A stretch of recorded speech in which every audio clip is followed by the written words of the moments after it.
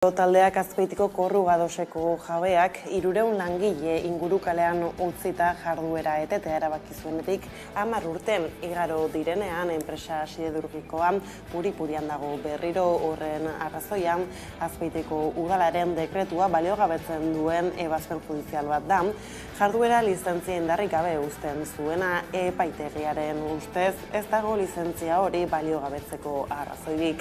Ebazpenak ez du ondorio praktiko, baina nola nahi ere, udalak atzo jakinarazi zuen epaiaren aurkako errekurtsoa aurkezteko asmoa duela. Epaiak espresuki adierazten duen arren ez duela jarduerari berriro ekitari buruzko iritzirik ematen, bitarteko gehienek adierazi zuten epaitegiak baliogabetu zuena, enpresa berriz irekitzea eragozten zuen dekretua zela, eta hori ez dator bat errealitatearekin. Horrela 2021 batean atxitako Azpeitiko udalaren gaineko presio kanpainak aurrera jarraitzen du.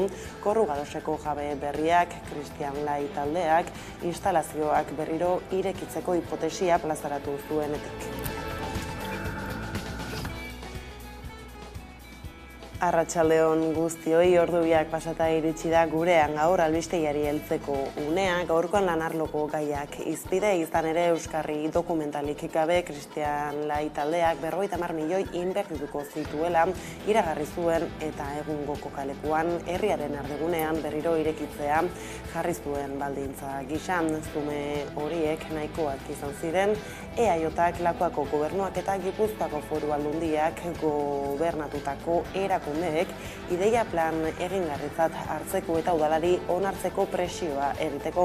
Udalak Euskal Herria Bilduk gobernatuta beti adierazi zuen, kokapen horrek ez dituela errespetatzen ez udalerriko hirigintza plana, ez lurralde plan partziala eta udalerri barruan beste kokapen bat proposatu zuen.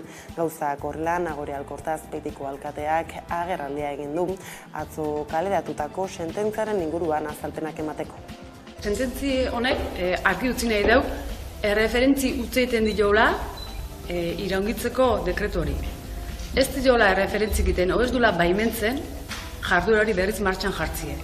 Ez du pronuntziamentu egiten jarduera horren inguruen. Beraz, ez du inolako baldintzai jartzen eremu horretako plan berezilekin aurrera jarraitzeko eta gu gaina aurrera jarraituko du. Argi eta garbi utzi nahi dau, alkate dekretu horrek ez zula pronuntziamentukein jarduera horren inguruen.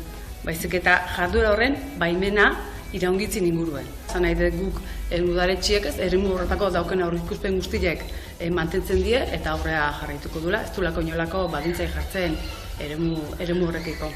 Hartu behar dugu eta klaro nahi dut, Korrugados enpresak 2022 urtien udaletxe honetan desmantelatzeko baimena eskaute daukela, baimen hori emanen geniola fetxa hortan eta kontaktu hori formala izan da, baina behaien berri izan dugu. Berez gaina, desmantelamenduko proiektu hori udaletxe honetan aurkeztu bertuen irailin 15 eta itxo egiten gaude.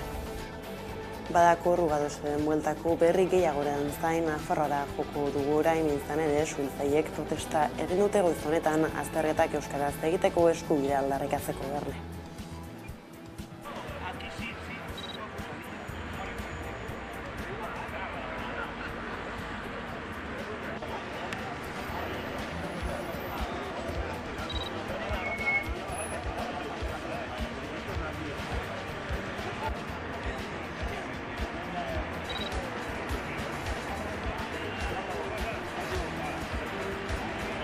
Aldarrikatzeko nahi dugula bomberotako eta kabotako eta suhiltzaileetako azterketak euskeraz egin. Nahi dugu gure azkenean legea gure alde dago hori egiteko. Egin genuen elegite bat jadula 6 hilabeteko eta ez digute ez da erantzun eman, zuzendaritzatik. Kabotako gauza bera egin genuen, ez digute ez da erantzun eta gure eskubidea delako azkenean, eskubidea linguistikoa, egitea gure promozioa sartzeko suhiltzaileetan ere bai, euskeraz egiteko azterketa hori, aldarrikatzen ari gara hori.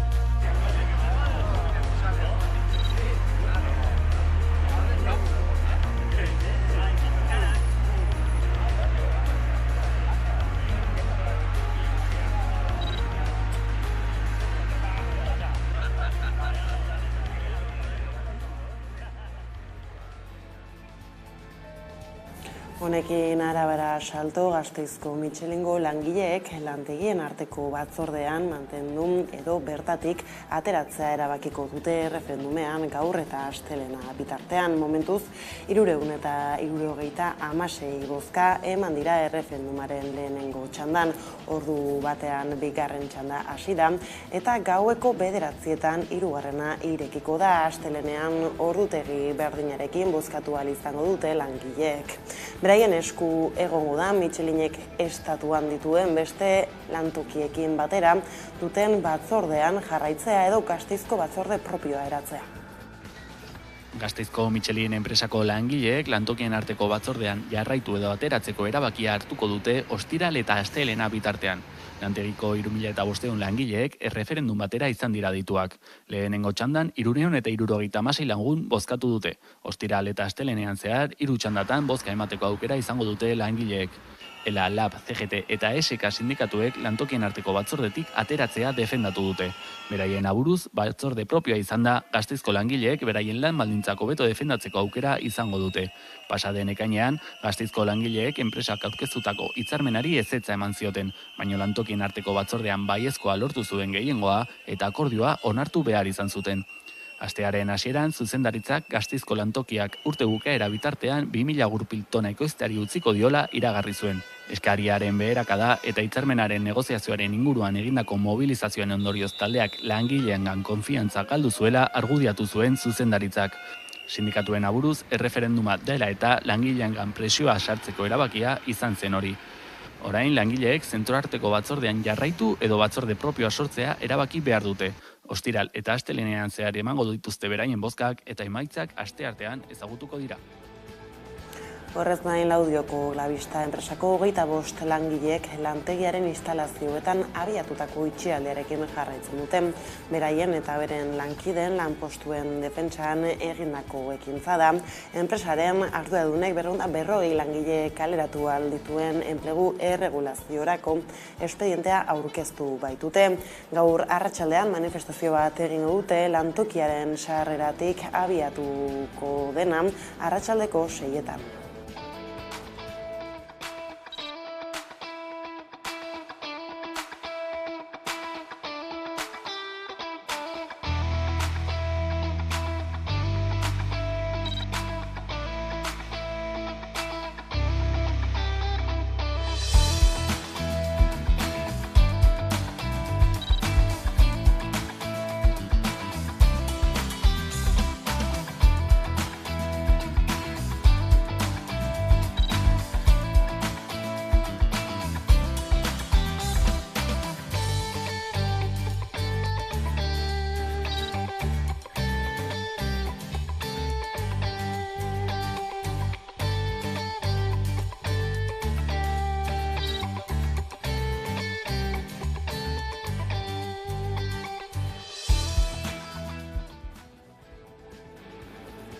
Aldiz, atzoko egunarekin ambulantzietako langileek elkarretaratzea egin zuten Gasteizen Eusko Legebiltzarraren aurrean. Bertan adierazi legez, patronalak ez badu negoziazioa desblokeatzen lanuzteak mantenduko dituzte zeinakilaren 9:00, 10:00 eta 11:00 izango liratezken. Hain zuzen, sindikatuek eskatzen dutena da ambulantzietako langileen erosalmenari eustea eta lan baldintzak Osakidetzako langileen baldintzekin parekatzea.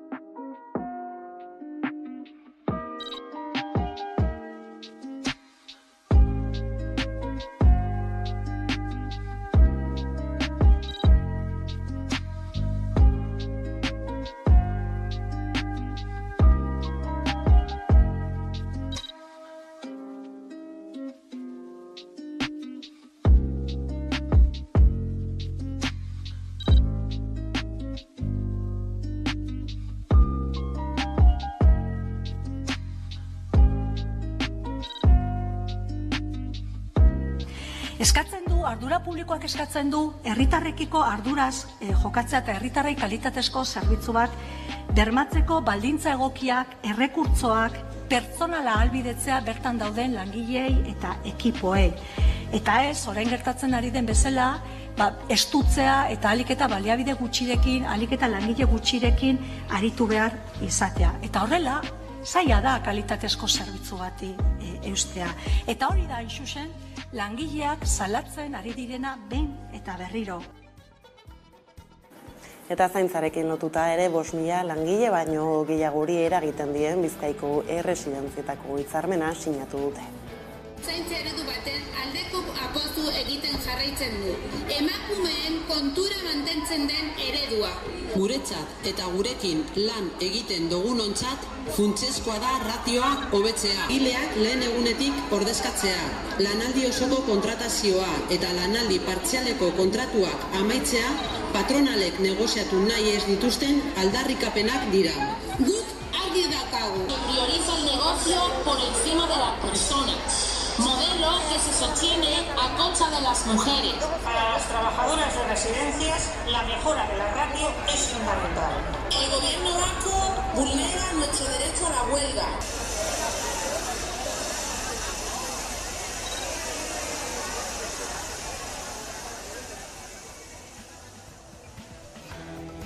Bestaldetik Fortuna handien gaineko zerga berezia indarrean jartzeko lehen urratsa egin dute Arabako, Bizkaiko eta Gipuzkoako aldundiek. Foru arauen proiektuaren testua argitaratu dute herritarren partaidetzarako atarian eta alegazioak aurkezteko epea zabaldu dute. Aldundien asmoa da urtea bukatu aurretik zerga berria onartuta izatea.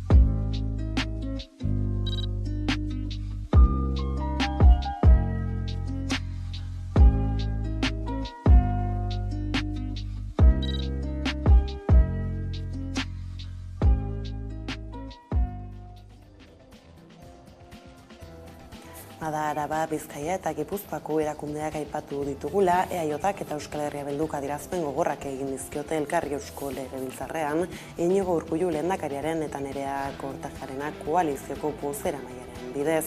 Laburra izan da, bien arteko elkarrizketa. Kortajarenak lehendakariari egindako galdera baten harira sortu da, baina bien adierazpenak islatu dute alderdiak 2024ko hauteskundeetan buru belarri sartuak direla jadanik. Etxebizitzaren auzia, Osakidetzarena, zerbitzu publikoen gainbehera, privatizazio prozesu eta abar luzea. Herritarren bizitzak zeharkatzen ari den egoeraren diagnostiko zintzo eta zorrotza egiteko eskatu dio Kortajarenak Urkulluri eta erantzun zehatzak eskatu dizkio, ez grebei buruz hitz egitea. Euskal Herria Bilduko kideak ordea ez du lortu eskaera hori bete dadin. Urkulluk kaleko asaldura sustatzea egotzi baitio koalizio abertzaleari. Gizarte kohesioan eta zerbitzu publikoan Euskal Autonomia Erkidegoa munduko herrialde onenen artean dagoela erantzun du lehendakariak eta koalizioari eskatu dio Euskadi beltzez marraztari uzteko. Erantsi du Euskal Herria Bilduk erabiltzen dituen datuak ez direla zorrotzak haien komenentziaren araberakoak baizik.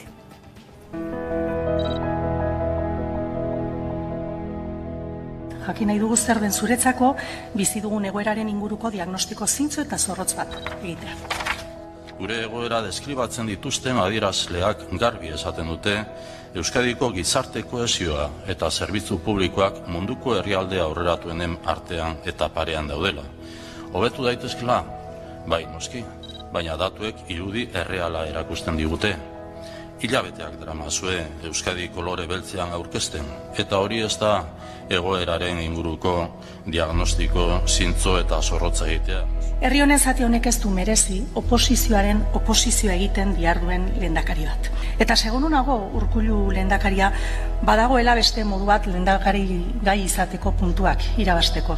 Bitartean uste dut marko elektoraletatik atera atera egin beharko zenukela, zentratu, oraindik ez delako tokatzen, eta tokatzen dana orain da, zentratzea, kolokatzea, herritarrekin konektatzea eta herritarrek behar dituzten erantzunak artikulatzea. Lakuako gobernuaren bueltakoa kala Nafarrari helduta foru hobekuntzaren erreforma aztertzeko lantaldea osatu dute azkenean. PSNek, EH Bilduk, Geroa Baik eta Zurekin Nafarroak foru hobekuntzaren erreforma aztertzeko lantaldea osatuko dute. Momentuz, eskaera bertzerik ez dute egin, baina eskaeran bertan jasotzen denez, gaur egungo Nafarroko foru eraentza berrezarri eta hobetzari buruzko 13/1982 lege organikoaren berritzea aztertzeko asmoa du lantaldeak. Helburua berriz, herritar nafarren errealitate sozialera egokitzea. 51 urte ondoren funtsezkoa da eztabaida zabala irekitzea, Nafarroako gizartea aldatu da eta legea aldatu behar da ere.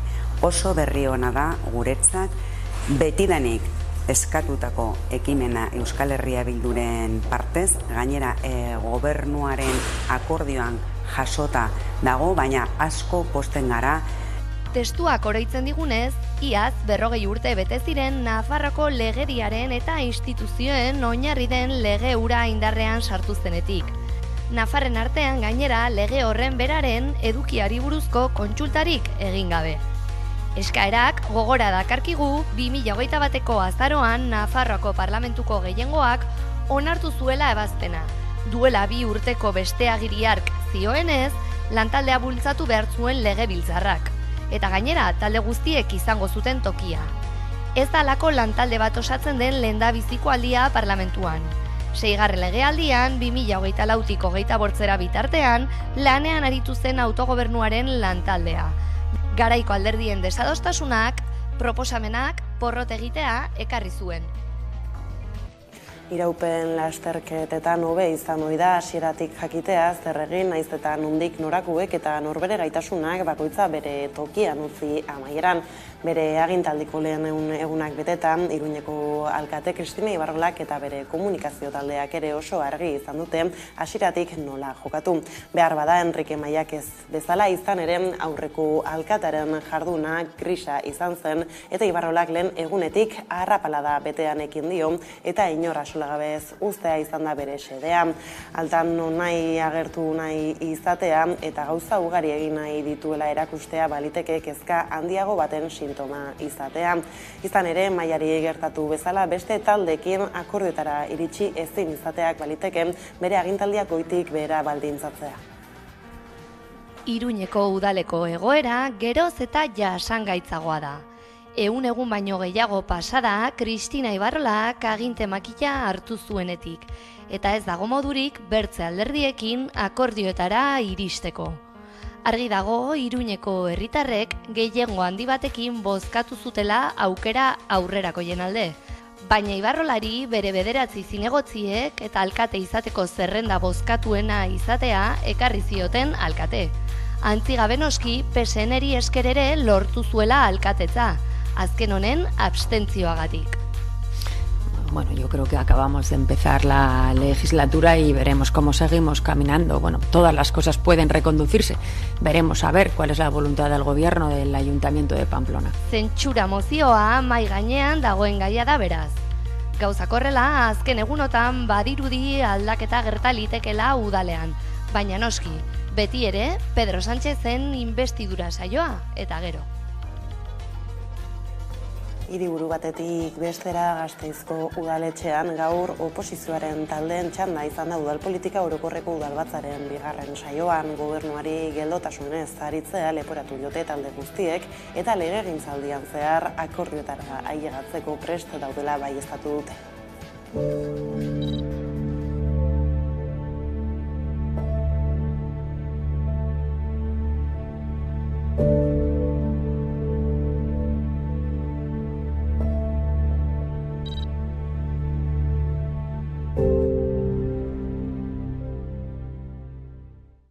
Udal hauteskundetako talde irabazlearen lan eta indar guztia udalerriaren berrikuntza eta aldaketaren zerbitzura jartzeko konpromisoa dugu.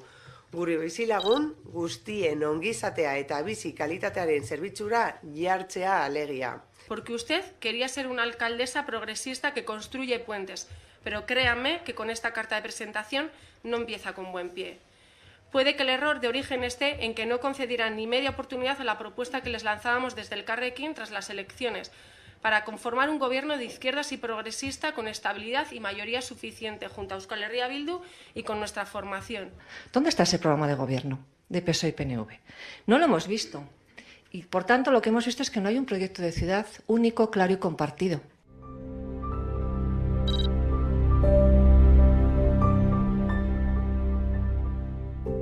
Creo que estamos en un momento positivo, en un momento proactivo también para llegar a acuerdos. Todas sabemos que la confrontación no es ninguna opción, así que es el momento de los acuerdos.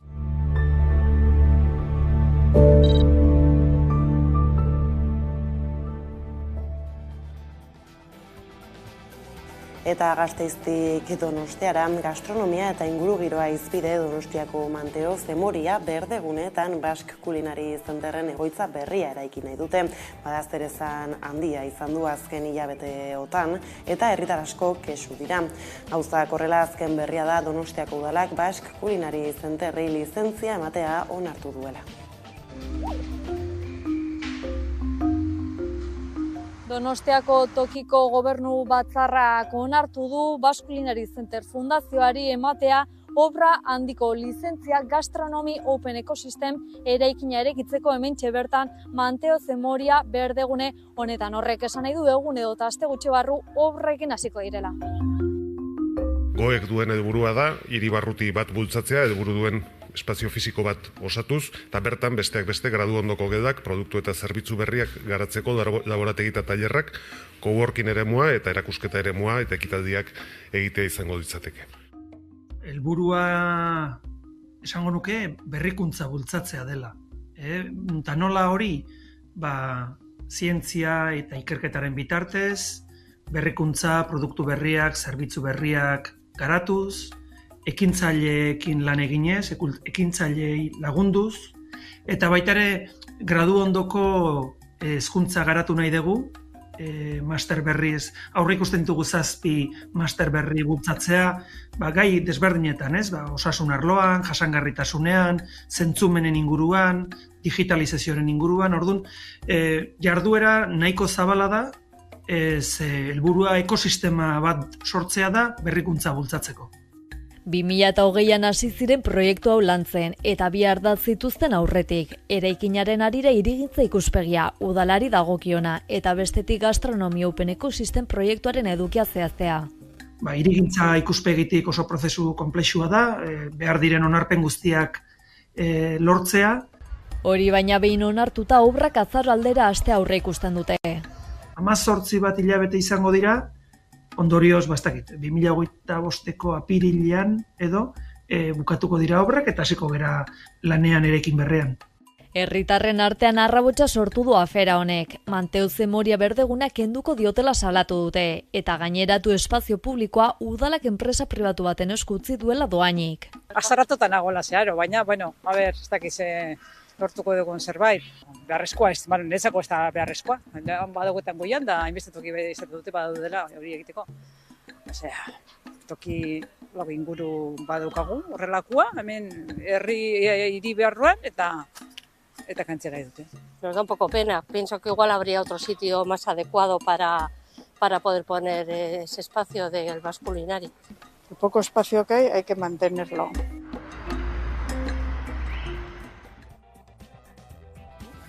Antzera Bilboko udalak kaleak berritzeko hirigintza planak gauzatu ditu, ekologisten arabera zuhaitz osasuntsuen eta helduen mantentzelanak eta kontserbazioa kontuan hartu gabe nabarmendu dute zuhaitz helduek funtsezko funtzioa betetzen dutela hirietako bizitza bermatzeko.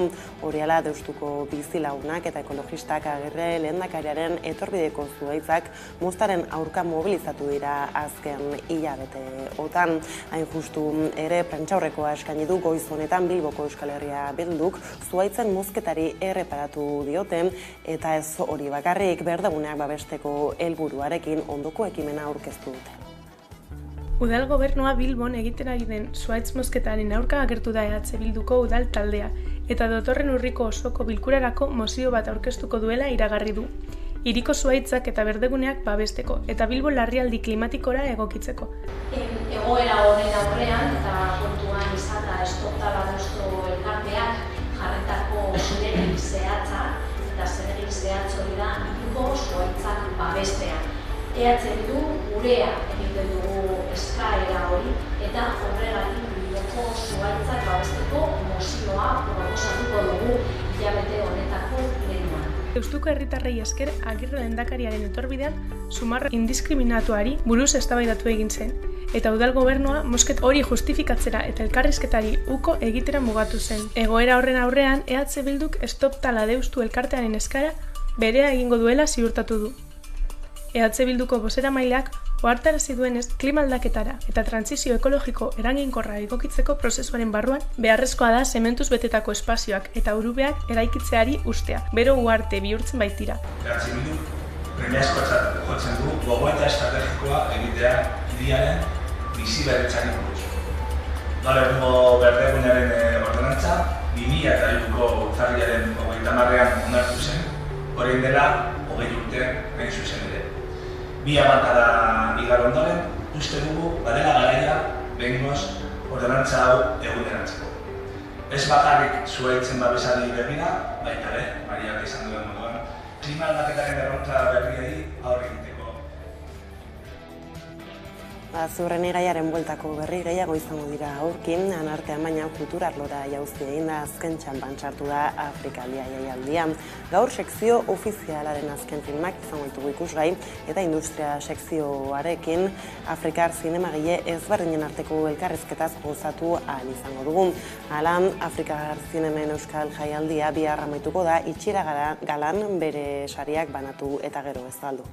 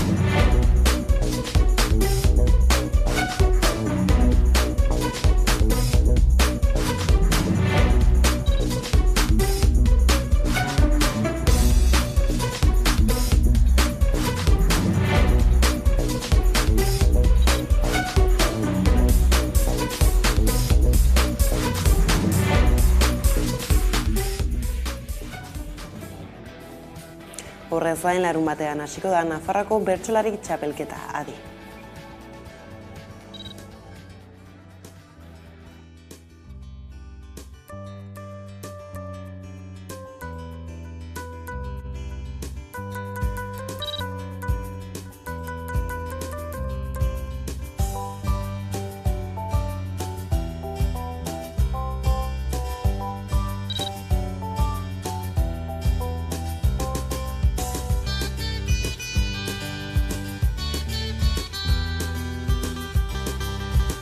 Urriaren 7an abiatuko da Nafarroako bertsolari txapelketa, 46. txapelketa izango da urtengoa, 24 bertsolarik hartuko dute parte, eta guztira 8 saio izango dira beste 8 udalerritan.